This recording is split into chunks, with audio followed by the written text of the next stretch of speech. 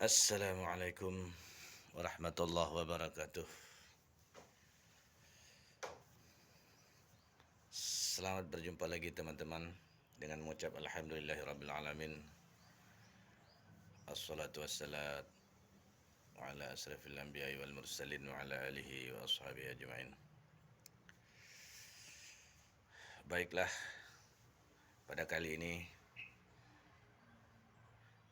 saya akan menyambung masalah video yang telah lalu supaya ilmu yang kita dapat bersambung dan tidak terputus-putus.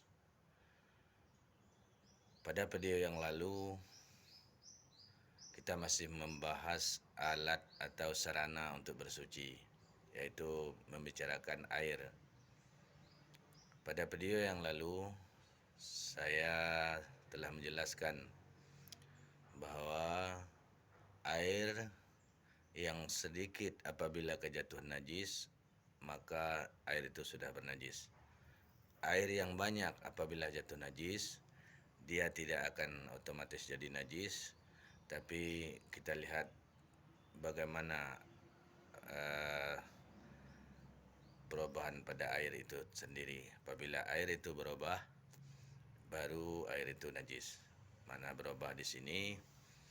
Ya, ada 3 sifat yang berubah, yang bisa mengubah status air itu dari suci kepada najis. Yang pertama berubah rasanya, yang kedua berubah baunya, dan yang ketiga berubah warnanya.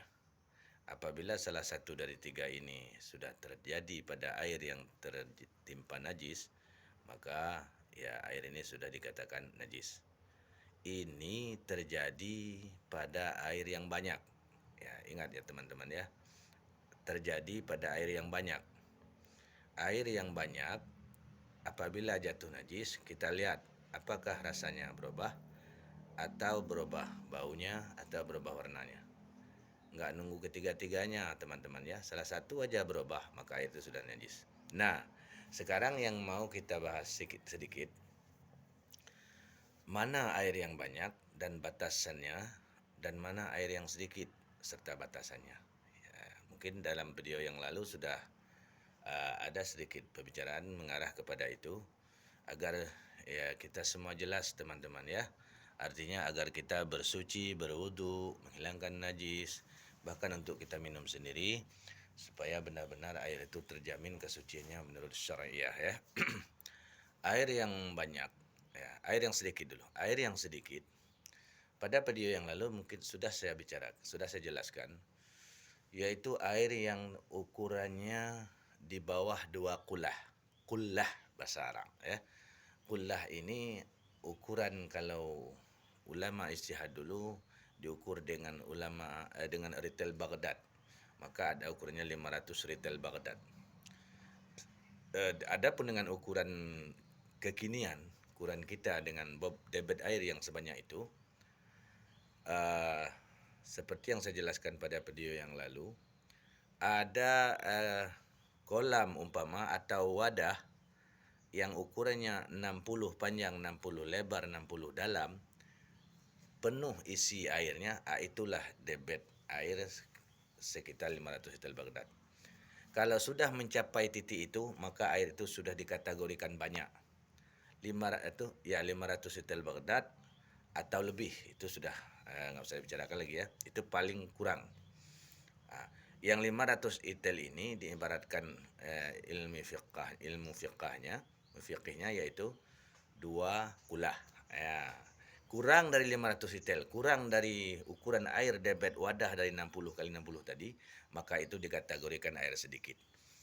Nah, air yang sedikit ini apabila kita kejatuhan najis, maka dia najis.